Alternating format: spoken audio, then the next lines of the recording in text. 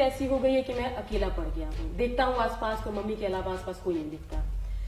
क्या 38 साल के चिराग पासवान का मैरिज प्लान क्या है? क्योंकि मोस्ट एलिजिबल बैचलर हैं, इतने हैंडसम हैं, बिहार में तो बहुत लोग आपको पसंद करते हैं और साथ ही देश के लोग भी आपको बहुत पसंद करते हैं, तो कब तक अकेला जीवन? हम लोग यहाँ एक परंपरा है कि जब परिवार में जब कोई ऐसी घटना घटती है तो साल भर हम लोग ऐसी कोई चर्चा भी नहीं करते हैं। और अब जिम्मेदारियां बहुत हैं। पापा के जाने के बाद मम्मी, मेरी सिस्टर, बच्चे, जीजा जी मेरे सब हैं आसपास।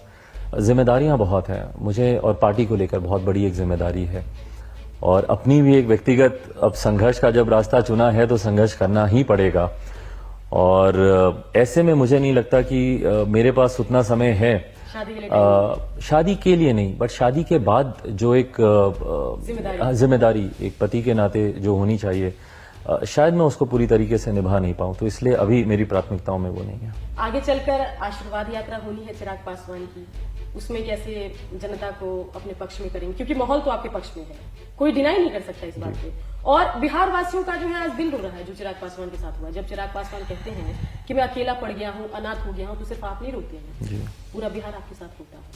हम लोगों को भी तकलीफ होती है कि क्या पिता के सामने क्या चिराग का रुतबा था और आज देखिए अकेले हैं। जी, आंखें गीली होती है। बिल्कुल दुख होता है। पापा आज होते तो शायद परिस्थितियां कुछ और होती। दुख मैंने बार बार ये बोला, मुझे सिर्फ परिवार के टूटने का ज्यादा दुख होता है। मुझे पता है जनता का साथ है, ये मेरे विश्वास को बढ़ाता है। जनता का प्यार, मैं इमोशनल अब परिवार के टूटने को सोचकर कम होता हूं।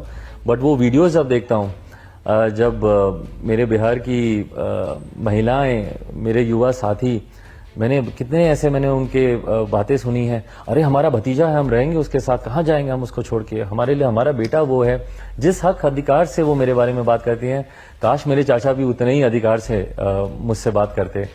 तो जब साथ मिलता है तो अब आने वाला रास्ता अच्छा रहेगा। पापा का आशीर्वाद है मेरे साथ, वो जहां कहीं पे भी होंगे।